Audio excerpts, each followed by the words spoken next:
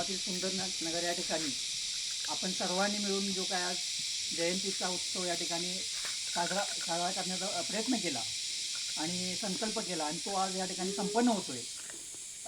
आज 135व्या डॉक्टर बाबासाहेब आंबेडकर जयंतीच्या निमित्तानं गावातील सर्व ग्रामस्थांना आणि उपस्थित सर्वांनाच आपल्याला मी सर्वप्रथम मनापासून शुभेच्छा देतो. आणि आपल्या या आजच्या कार्यक्रमाच्या ठिकाणी आपल्या गावचे पोलीस पाटील तसेच कोल्हापूर जिल्हा पोलीस पाटील संघटनेचे उपाध्यक्ष आदरणीय तात्या या ठिकाणी उपस्थित आहेत.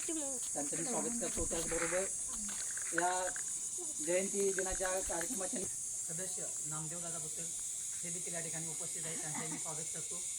आणि त्याचबरोबर या ठिकाणी उपस्थित होत्या त्या म्हणजे आपल्या अंगणवाडी सेविका राजेश्री बुत्तर, त्याचबरोबर आपल्या कृषी सचिव, आमच्या ग्रामपंचायतचे कर्मचारी नंदा आणि आपण सर्वजण भिकाईदादा असतील, महातेदादा असतील, सुरेशदादा असतील, धर्माजी, नामदेव शिंदे, त्याचबरोबर सदा आणि आपण सर्व महिला माता बंधू भगिनी आपण सर्वांनी या ठिकाणी हा कार्यक्रम घ्यावा असं तर मला वाटलं. असं धर्माजी आता बोलले. खरंच मला एक अभिमानाची गोष्ट वाटते की आपल्या गावामध्ये अशी आंबेडकर साहेबांची जयंती आज कधी आपण साजरी केलेली नव्हती, परंतु तुम्हाला ती एक इच्छा मनामध्ये यावर्षी जागृत झाली. त्याबद्दल आधी मी ग्रामपंचायतीच्या वतीनं मी आपल्याला सर्वांना धन्यवाद देतो. आणि यापुढं ज्या महामानवांनी आपल्याला त्या अत्यंत बिकट परिस्थितीमध्ये आपल्या देशाला राज्यघटना तर दिलीच आणि त्या राज्यघटनेचे शिल्पकार असं म्हणून आपण बाबासाहेबांना संबोधतोय. ह्या खरं म्हणजे राज्यघटना लिहित असताना डॉक्टर बाबासाहेबांनी त्या राज्यघटनेमध्ये आपल्या देशाला आवश्यक असलेल्या सर्व बाबी नमूद करण्यासाठी जी काय मेहनत घेतली, अहोरात्र त्यांनी मेहनत घेऊन इतर बऱ्याच देशांच्या राज्यघटना त्याच्यासाठी पडताळून पाहिल्या, वाचून बघितल्या आणि त्यातलं जे आवश्यक आहे अशाच गोष्टी आपल्या राज्यघटनेमध्ये सामील केल्या, जेणेकरून आपल्या देशामध्ये त्यावेळी असलेला अस्पृश्य समाज, त्याचबरोबर गोरगरीब जनता यांना न्याय मिळावा, त्यांना स्वतःचे अधिकार त्यांना जपता यावेत, त्यांना न्याय मिळावा प्रत्येक गोष्टीचा. यासाठी त्यांनी राज्यघटनेमध्ये बऱ्याच गोष्टींचा समावेश केला. त्यामध्येच एक प्रत्येक व्यक्ती त्याला प्रत्येकाला मत हा अधिकार पण आपल्या डॉक्टर बाबासाहेब आंबेडकरांनी सर्वांना मिळवून दिलेला आहे. महिला वर्गाला देखील मताचा अधिकार त्यांनी मिळवून दिला. त्यामुळे महिलांना देखील सन्मानानं समाजामध्ये वावरता येऊ लागले.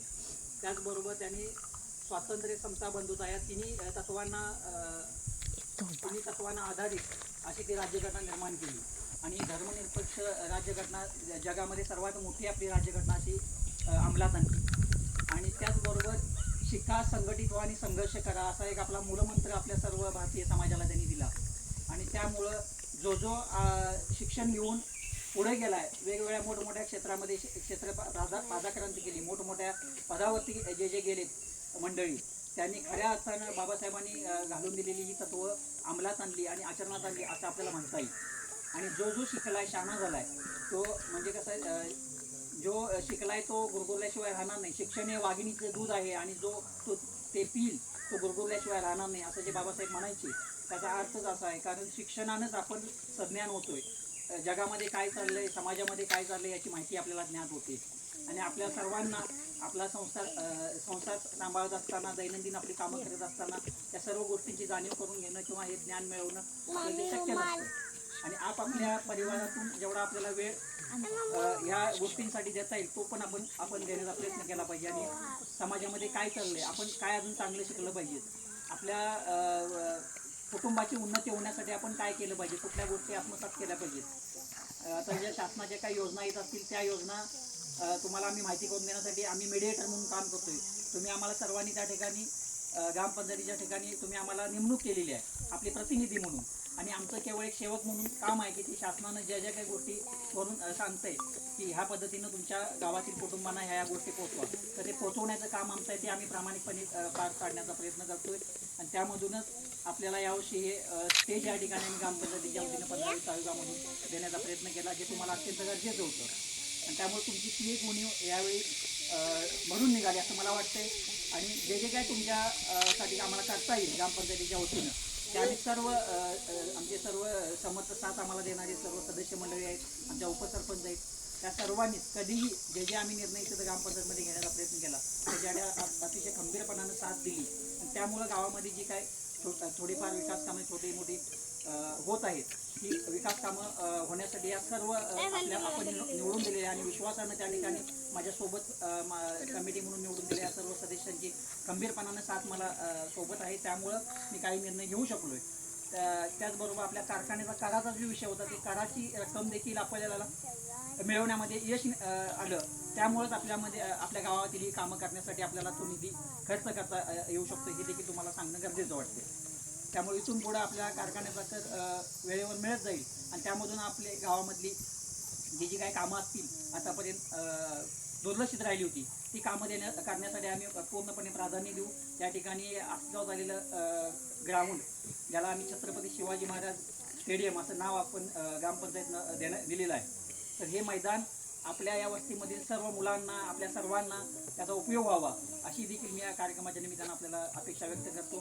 त्या मैदानामध्ये माझ्या गावातील काही युवा मंडळी भरतीसाठी प्रॅक्टिस करावेत, ॲथलेटिक स्पर्धेमध्ये भाग घ्यावा, त्याचबरोबर या ठिकाणी व्यायाम करावा आणि क्रिकेटमध्ये देखील ते चमकावेत, अशा पद्धतीचं सर्व हेतूनं हे ग्राउंड बनवलेलं आहे. त्या ठिकाणी वयस्कर युवा वर्गानं देखील आणि महिला मंडळींनी देखील अगदी स्वच्छ हवेमध्ये येऊन इथं वॉकिंग करायला काहीही अडचण नाही.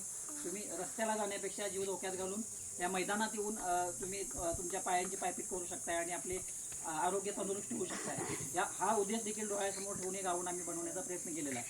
आणि यामध्ये माझ्या गावच्या सर्व ग्रामस्थांनी त्यामध्ये आम्हाला ग्रामपंचायतीला सहकार्य केलं, त्याबद्दल मी सर्व ग्रामस्थांचा देखील आपल्या सर्व सुंदरनगरमधील सर्वांचाच मी मनापासून आभारी आहे.